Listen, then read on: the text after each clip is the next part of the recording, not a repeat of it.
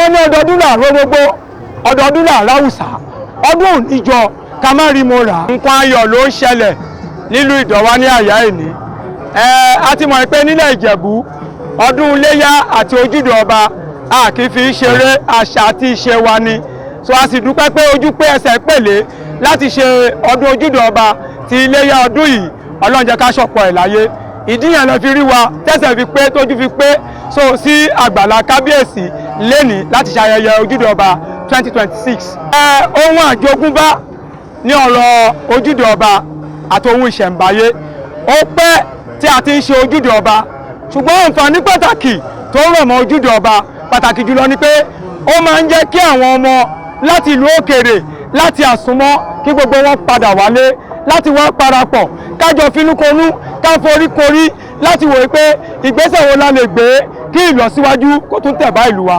ìyẹn ló máa jẹ́ ká gba àwọn àlejò pàtàkì láàyè láti darapọ̀ mọ́ wa láti bá wa fọwọ́sowọ́pọ̀ kí Ìdọ̀wá ó lè tẹ̀síwájú gẹ́gẹ́ bí àwọn tó ń ṣẹlẹ̀ láwọn àgbègbè wa lóde òní. ìdí pàtàkì nìyẹn, àti pé àwa tá a ti ríra lọ́jọ́ tó ti pẹ́, àǹfààní ni àsìkò Ojúde Ọba ètò jẹ́ fún wa láti tún ríra wa káyọ̀ mọ́ra. Ọlọ́run máa ṣe eléyìí láṣẹ mọ́ fẹ́ kankan wa.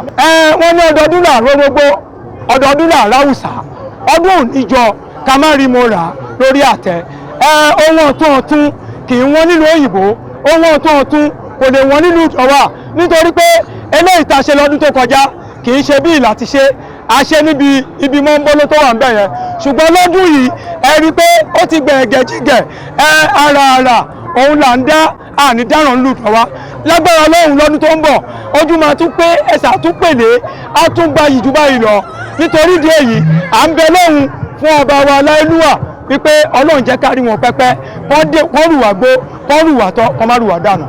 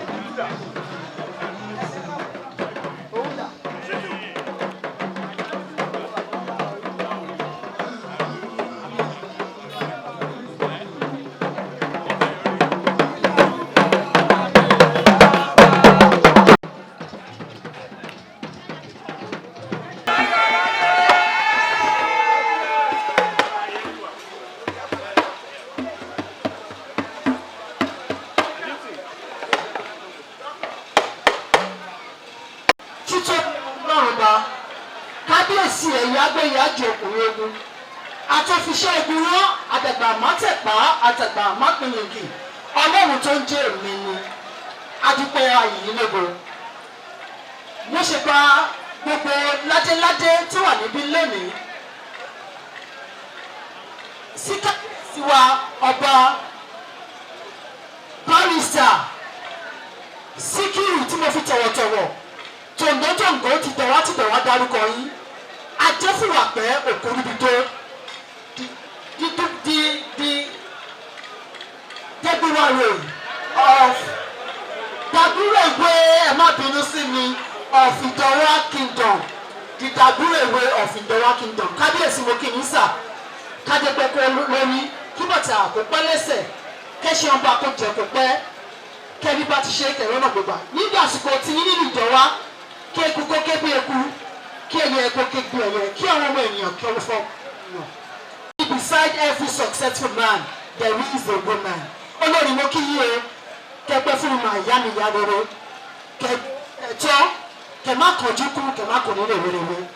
Gbogbo àwọn ọmọ yín kí wọ́n ṣe fún yín jẹ, kẹ má fọwọ́ gbọmọ sí lágbára ojú. Àwọn olóyè tó wà níbí, mo kọ́ba, mo kí jẹ̀yìn. Ètò ọmọ alárẹ̀ ẹ̀wẹ̀ sọ̀rọ̀. Àkú ìwòyí, àkú ọdún, àkú ìyèdú, ẹni wá ṣe lọ́pọ̀lọpọ̀. Nígbà èyí ni Jímọ̀ olóyin. Òkè ní kíákíá a fẹ́ ka oríkì àti national anthem. Àáká ti ìlú Ìdọ̀wá. Ibi ilé kò lọ ṣe fowó rà o, àwọn ọmọ ọkọ Ìdọ̀wá o, àbí wà ní Ìdọ̀wá o, àtọ́ wà ní Ìdọ̀wá o, níbi wọn gbé tẹ̀pámọ́ṣẹ́ tí wọ́n ń fowó lò gbà, àwọn ọmọ ọkọ Ìdọ̀wá o. Ìdàgbàsókè Àjùmọ̀ṣe mi ìwà àti gbogbo wa. A fẹ́ lọ síbi oríkì ọmọ Ìdọ̀wá báyìí. Alazim Nursery and Primary School kí wọ́n máa bọ̀.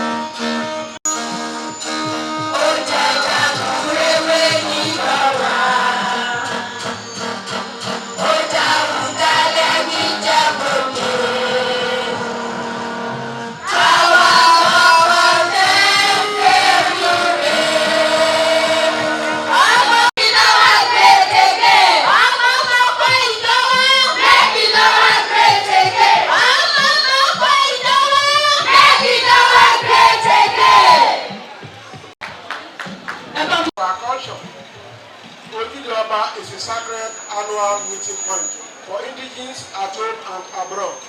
A bridge between generations, past, present, future. Over the years, Ojude Oba Idowa has continued to evolve, embracing innovation while preserving the values handed down by our forefathers. May Allah, in His infinite mercy, grant us life, peace, and good health to witness many more years of this glorious celebration. We especially appreciate Revered Kabiyesi, whose wisdom, humility, and purposeful leadership has transformed Idowa town with huge developmental strides in both human capital and infrastructure. The Idowa you saw during last year's celebration is not the same Idowa of today. Kabiyesi's reign has continued to uplift our town and set a worthy example within and beyond Ijebu land. Hence, the shift from Idowa being a small London to a big London. We pray that the tone of our royal father shall remain strong, stable, and prosper in dignity. We also want to appreciate elders and individuals who have made massive contributions morally and financially towards the rapid development of Idowa, especially the Ogun ministry and the Ojude Oba of Idowa. We pray that God rewards you and your families abundantly. Our sincere gratitude also goes to the various clubs and reverendes. Your commitment, unity, and selfless contributions are the backbone of today's celebration. May your households know peace, your efforts be rewarded, and your days be remembered for good. To our distinguished guests who have honored us with their presence today, you are most welcome. We invite you to witness, enjoy, and share in the richness, splendor, and uniqueness of our Ojude Oba celebrations. To all indigenes of Idowa, both at home and in diaspora, let this gathering renew our bond of brotherhood and sisterhood. Let us also renew our commitment to the growth and development of Idowa, so that together we will build the Idowa of our dreams. Conclusively, I thank you all abundantly, the individuals, social clubs, and professionals who, by their various input, financially and morally, have made today a successful and memorable outing. We are all committed to Allah's grace and protection as we get back to our previous destination immediately after this celebration. Ekwodun, Akuye, Ashishaba. Hadis, Hadis, Hadis.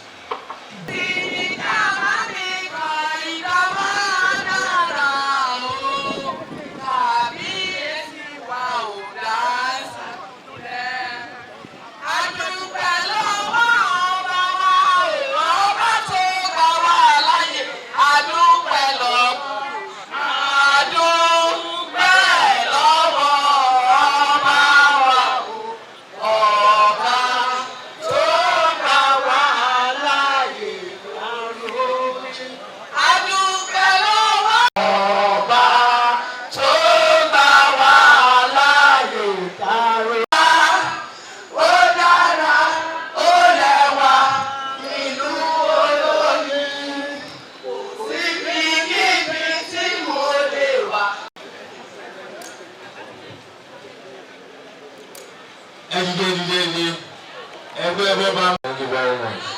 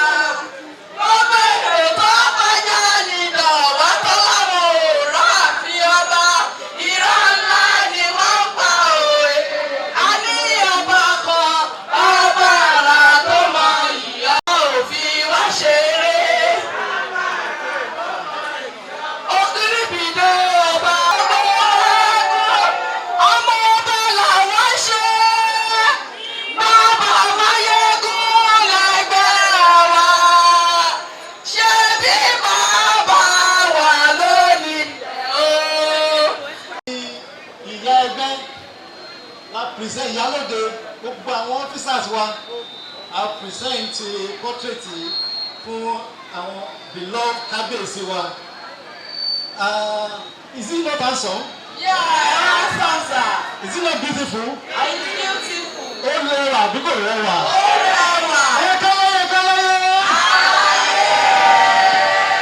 Àwọn aṣíwájú olúọmọ ti ìlú Ìdọ̀wà. Inú wa dùn láti lè gbélé sílẹ̀ kó ra ní gbogbo iṣẹ́ ribiribi tó ń ṣe. Inú wa dùn.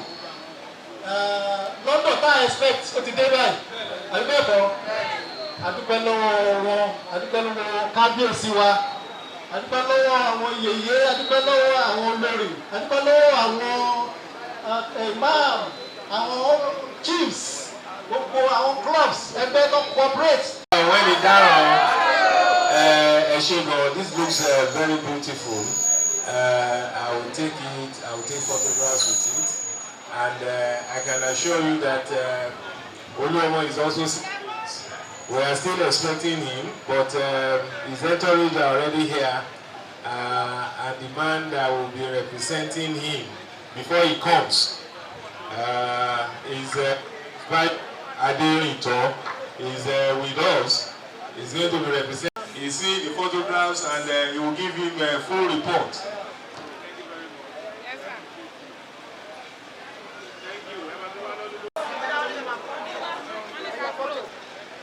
Thank you very much.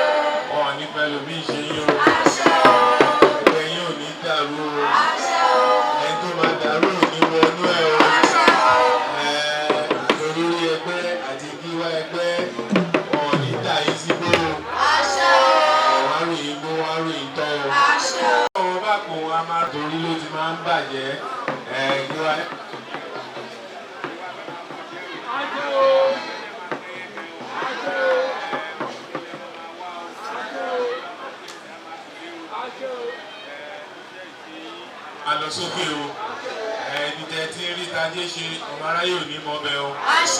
Wọ́n bá tiẹ̀ wá mọ́bẹ̀ wọn ò ní rí nǹkan ṣe sí o.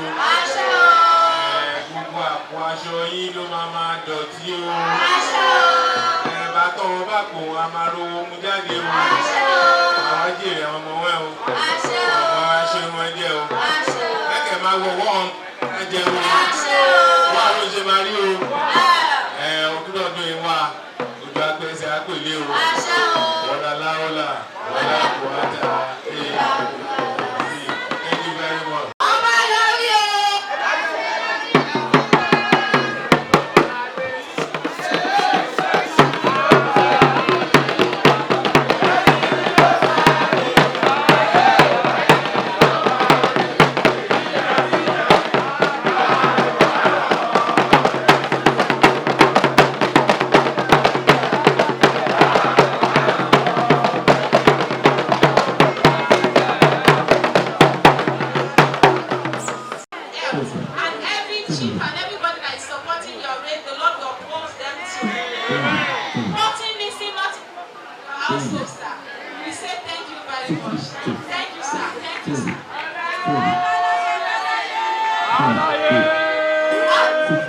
Kábíyèsí ọba wa ọba Dagburewe of Idowa ọba olówójọ èmẹ́dìkọ̀ tó jẹ́ Dagburewe ní Ìjẹ̀bú Òde àwọn ọba yọrí anú àdúrà ẹyọkàn fún yín àdúrà náà ni wípé tó bá inú lè yọrí púpọ̀ ilé tí wọ́n fi ojú àtẹ̀rí kọ́ tí wọ́n fi ẹkún rà tí ó ń jẹ́pọ̀ sí kò ní jẹ́ ti yín o àpàdé láyà kàlàáfíà o kábíyèsí o.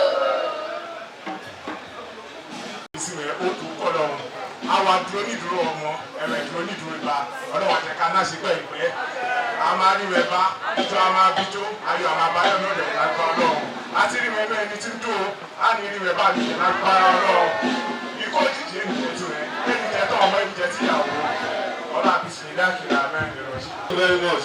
Ijebu Idowa and my sister Olóyìnbó rẹ̀ wá jẹ́ kí n tẹ́ sọ Òyìnbó. I'm really impressed by the way you've spoken, and I'm happy to know that you are probably one of those in the diaspora, and the fact that you are reading about us, you are watching us, and you are keeping tab with what we're doing. I'm really happy about that, and I want others who are in the diaspora as well to also copy that. Idowa ní ọjọ́ kìíní àná, about 2.5 years ago, the Lord inspired me to prophesy that we're going to be small London, and I'm saying it now that we are leaving that stage. That the grace of God, we're looking at Dubai, and I know there is nothing impossible for God. Amen. Once you say it with sincerity and you really work towards it, and by the grace of God, with your support, we are going to be there. Amen. So thank you very much. The only other thing is, you should introduce yourself. You want to see who is your Giwa, who is the Alode, or those who have chosen to speak. Who is the Baba Egbe, who is not here? I understand he's also in Diaspora. Is he around? Our Baba is Dr. Richard. Okay, Dr. Richard, yes, I know him. And our Gima is Dr. Mufta, is a medical doctor based in the UK. Okay. Unfortunately, he's not here. Yes. And our Alode is here. Thank you very much. I think we've had enough of, we'll put it down and then we'll follow you up. Thank you very much. We appreciate your coming. When you go.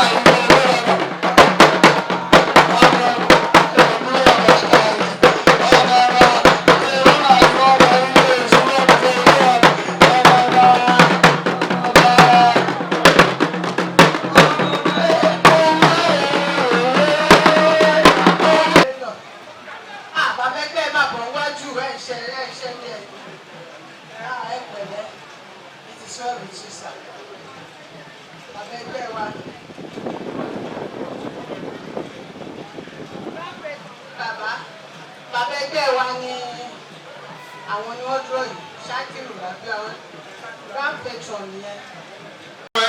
Àìnítorí wà ọlọ́mọ fi ṣàdánwò.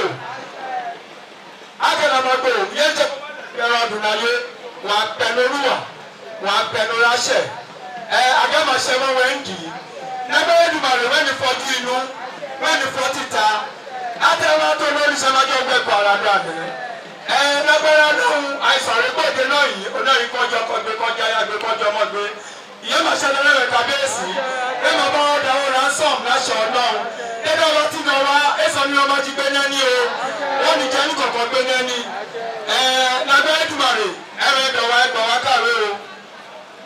And in our go, Wale, Ebawate, and in our go, Wale, Etenuma, Idawati, Kuru, Nite, she and Nina.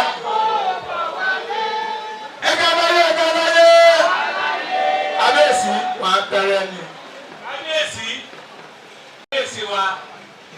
Ọba wa ni, wàláì ọba wa ni. Ọba wa ni, wàláì ọba wa ni. Adékúwàpẹ́ ọba wa ni, wàláì ọba wa ni. Alówónẹ̀yọ ọba wa ni, wàláì ọba wa ni. Ọba olóríire táwáyé ṣàdúrà fún. Ọba wa ni, ọba tó kàwé, ọba wa ni, ọba tó ṣẹ́múyọ̀gọ̀, ọba wa ni, aláìlúwà, ọba wa ni, wàláì, ọba wa ni, ọba olóríire táráyé ṣàdúrà fún, ọba wa ni, ìlú Ìdọ̀wà, ìmáṣèlú Jàgídíjàgan, ìlú Ìdọ̀wà, ìmáṣèlú Jàgídíjàgan, ìlú tó jìnnà síná tó súnmọ́ ìjọ́nù. Thank you very much. Thank you. Ẹgbẹ́ Jagunmólú, mo ti rí grand patron yín, mo mọ̀ pé wọn ò dàgbà púpọ̀.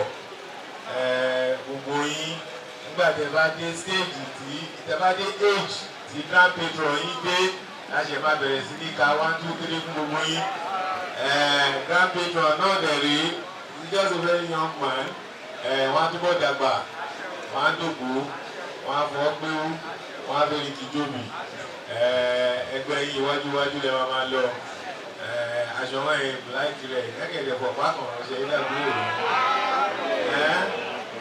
Alukoro ẹgbẹ́ ẹ̀yin lẹ kí mi lọ́dún yìí, ẹ̀yin náà lè máa kí mi lọ́dún tó ń bọ̀. Wọ́n ní pẹ̀lú bí ìṣe yìí o. Ibi táwọn ẹgbẹ́ yín bá ti ń náwó, ẹ̀yin ò ní lọ́jú ń bẹ̀ o. Lílọ àti àbọ̀ yín ọlọ́run bá máa pamọ́ o. Ọdún ìjọ kan má ní mo rà á, wọ́n á dọ̀dún ìwọ̀n aṣáájú ṣe o. Ojú apé ẹsẹ̀ apèlé o. Gbogbo àwọn yín wọ́n ṣe fún yín jẹ o. Bẹ́ẹ̀ ni wọ́n wọ́n kẹ́ tó jẹun o. Lọ́láláwọ́lá lọ́lá kò wá ta ìlà ìdí àzí. Thank you very much. I appreciate your call. Ìjọba sí Sikiru. Ẹni bá sọ pé kò dùn tó, mo ṣe tiẹ̀ ẹ̀ka ló rọ̀ ọ́. Èyí máa dùn tó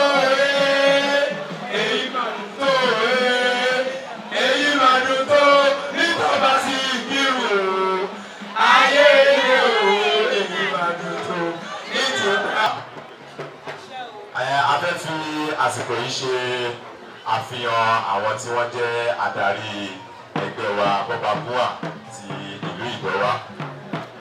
Ẹni àkọ́kọ́ wa tí ó jẹ́ gíwá fún ẹgbẹ́ wa òun náà ni búà ìlú Sọ̀yà Fọlábòmí Mọ̀súrù.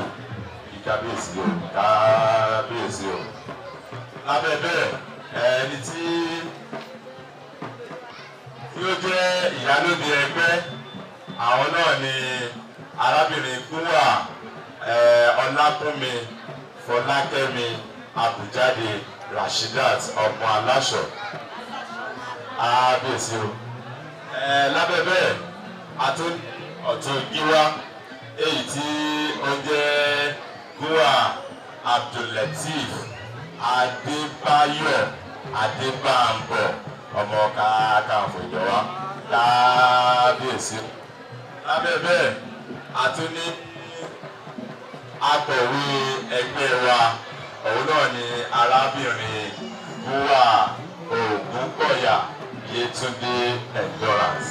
Kábíyèsí o. Lábẹ́ bẹ́ẹ̀ àtún ní akápò ẹgbẹ́ Búà Adékọ̀yà Kazeem. Kábíyèsí o, wọ́n kọ́ bá o. lábẹ́ bẹ́ẹ̀ a tún ní ọ̀tún ìyálóde. Àwọn ò sí ní àárín wa ní ìsìn nítorí ìlú òyìnbó ni ó wà. A tún ní PRO ẹgbẹ́ àwọn náà ni Gúwà Ahmed Odúṣínà báńkì Ìdọ́wà báńkì kábíyè kẹpẹ́ o. Lábẹ́ bẹ́ẹ̀ a tún ní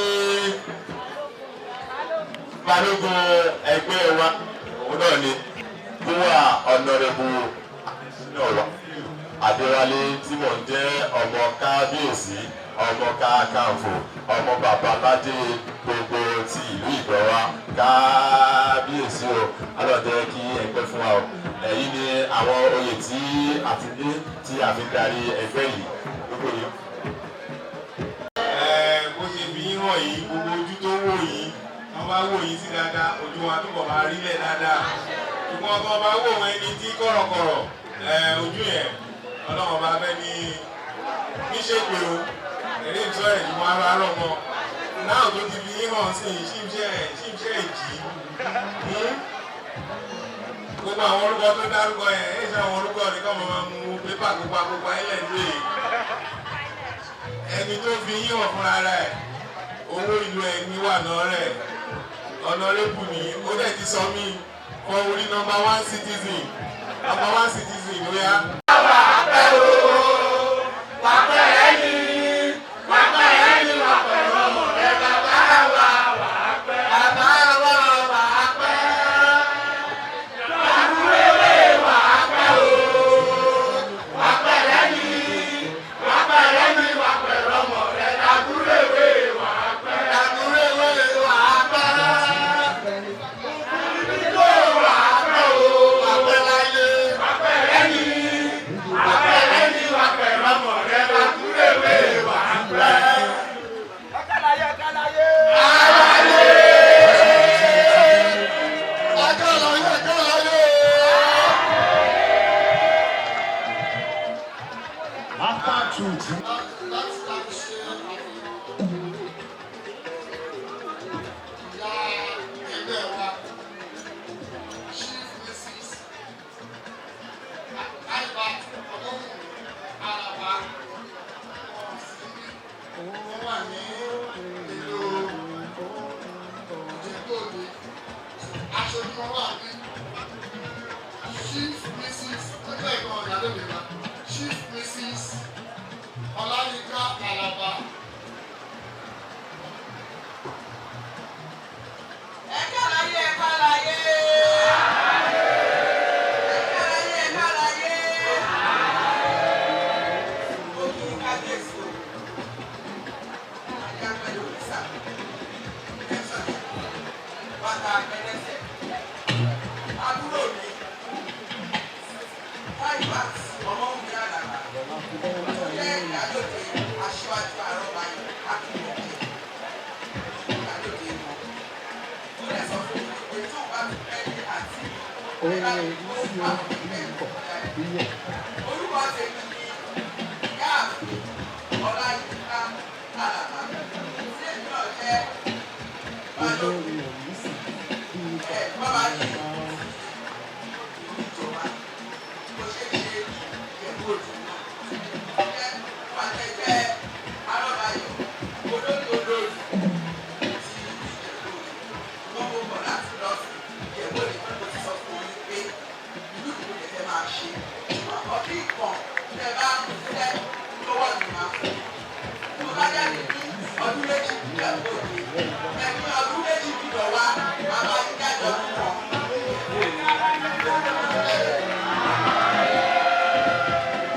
Lẹ́yìn oṣù wa rẹ̀písẹ́ǹtì sẹ́yìn wọ́n sí.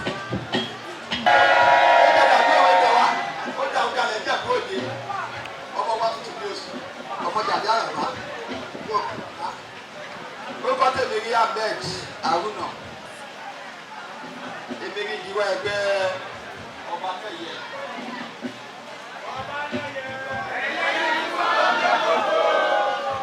Ọtún ìdíwọ́ mi rí Yami Ìṣolú yìí ọ̀hún ẹ̀ bèbè ọ̀yà káláyé káláyé káláyé. pàtàkì wá ní ọ̀la ṣe ní àpìkàṣe.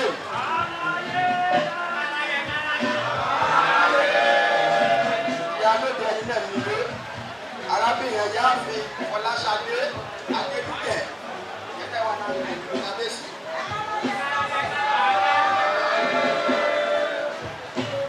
bàbá fọ̀ pa pọ̀lọpọ̀lọ tó gbé iwájú wẹ́ o afẹ́dáwìn náà dára kọ̀kẹ́ pẹ̀lú ẹni aláìlúwà ẹ máa wọ ọwọ́ ẹni. alágbàfọ̀ ọtún tó sì yáyẹ létí ìwúgbọ́rí wọ̀lé létí wọ́ọ̀dọ̀ wa náà yéé fò lọ. gbogbo eré tó wọ̀ ìlú ìdọ̀wọ́ ẹ̀ máa fò lọ o. ètùbọ̀ náà nà wà pa àwọn àbáni wọn máa fò wọlé o. Kábíyèsí ẹ̀rù ọ̀tọ́ ẹ̀rù ọ̀tọ́ àìsàn ọmọ ìbàdàn àwọn náà ìwé o. lẹ́nu ìlú àwọn ògbé o. Kábíyèsí ẹ̀rọ wa kí aṣíwájú ojú ọmọ ẹ̀jẹ̀ àpáńtẹ̀ ojú ọmọ. Olú ọmọ máa ń dá wà lọ́kù Èdùmàrè fún wa lólu ọmọ. Olú ọmọ máa ń dá wà lọ́kù Èdùmàrè fún wa lólu ọmọ. Èdùmàrè fún wa lólu ọmọ. Èdùmàrè fún wa lólu ọmọ. Olú ọmọ máa ń dá wà lọ́kù Èdùmàrè fún wa lólu ọmọ. Èdùmàrè máa ń dá wà lọ́kù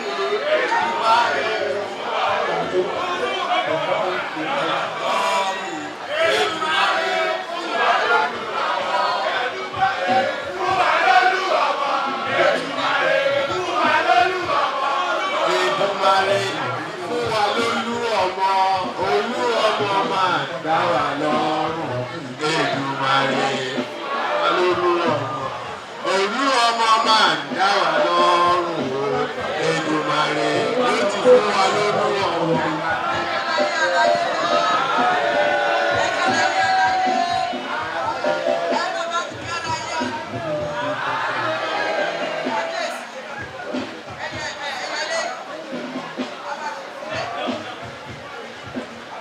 Ẹyẹlé yìí sílẹ̀. Èdùmàrè fún wa lólu ọmọ. Èdùmàrè fún wa lólu ọmọ. Àdìwájú súnmọ́ ọ̀rọ̀ àti ìlàwọ̀. Ilé nílẹ̀ tó tẹ̀. Ó máa bá ọ̀dọ̀ jẹ́. Orí kò sí òní ọ̀rọ̀ ní àyíká. Àdúrà àbí ilé. Ẹgbẹ́ àwọn ọkọ̀ láti wọ̀ṣọ̀kọ̀.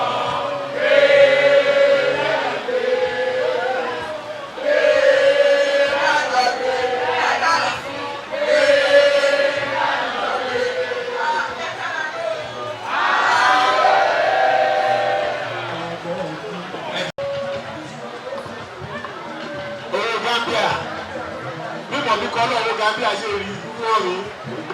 Ẹ̀rọ agbóni nílẹ̀ ẹgbẹ́ mo ti rí i. Ẹ̀kọ́ ẹ̀ wá gbàlagbà ní bọ́ sọ mi ọgbọ́n ẹgbẹ́ ọba. Kò bá dẹ̀ ti rọ bẹ́ẹ̀ ẹ̀ tẹ̀lé padà. Thank you very much. Nítorí rán. Gíwá ṣé o máa kájú bàbá ẹgbẹ́ yín? Ókè ó ti yé mi ọ̀rọ̀ pẹ̀lú ẹ̀. Bàbá ọpọlọ ẹ̀ka bá sọ̀rọ̀ ètò bí ìlú pé ká fò ó for the meantime. Thank you very much. Ibi tí ẹ ti ń bè kó ọmọ aráyé ò ní mọ bẹ̀ o. Wọ́n bá mọ bẹ̀ wọ́n ní ìgbọ̀ngàn ṣe sí o. Àbùdí tolókun, àbùdí tọlọ́sà. Ìrẹ́ fún mi èyí kò bá dọ́gbọ́n yín wá ṣe máa multiply rẹ̀ by 1 million o. Ìsọ̀rọ̀ ọ̀kọ̀ọ̀kan kò bá dọ́gbọ́n yín wá ṣe máa gbọ́ pọ̀pọ̀ kìnìkan ibẹ̀ kọ́ máa bọ̀ aláìlúwà. Ìrẹ́ àgbéwárẹ́ rẹ o. Wọlé àkúwátà Eyla Abdulaziz. Thank you very much. I really appreciate you guys. Thanks. Kábíyèsí sir, I want to kindly appreciate you for your wisdom, leadership, and fatherly care towards the people and fully admire you. May your reign continue to bring peace, unity, progress, and prosperity to the kingdom of Idowa. We deeply appreciate your kindness, your courage, and dedication to the growth of the community of Idowa. Long life, Kábíyèsí sir. Kábíyèsí, we are grateful for your unwavering support, royal guidance, and the love you constantly show our Egbe Obaneye. Your reign has brought honor, peace, and development to the land of Idowa Kingdom. May you continue to grow, strengthen, and protect you and lead you with wisdom and dignity. Long may you reign forever. Alayeluwasa, that is. Thank you very much. Àdúrà rán oyè bàbá mi inú máa ń dùn. Bẹ́ẹ̀ ṣe wúyẹ ló ṣe máa rí. Thank you very much. Next.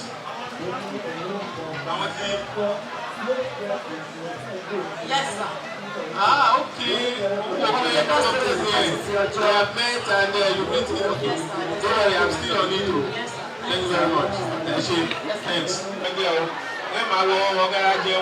Ní ohun tó ń ṣẹlẹ̀ ní Ìdọ̀wá àbí nǹkan míì ni wọ́n ń ṣe ní ìlú Ìdọ̀wá lónìí. Rárá o, àwa náà ń ṣe ọdún Ojúde Ọba tiwa nílùú Ìdọ̀wá ní ààfin ọba wa Sikiru Olukayode Adéfúwàpẹ́ di Dagburewe of Idowa. À ń ṣe ayẹyẹ Ojúde Ọba. Àwọn èèyàn nígbàgbọ́ wípé Ìjẹ̀bú Òde nìkan ni wọ́n ti ń ṣe ayẹyẹ Ojúde Ọba. Rárá o, gbogbo akínlẹ̀ Ìjẹ̀bú ni wọ́n ti ń ṣe Ojúde Ọba. Lénìí nílùú Ìdọ̀wá àwa náà ń ṣe ayẹyẹ Ojúde Ọba tiwa nílùú Ìdọ̀wá.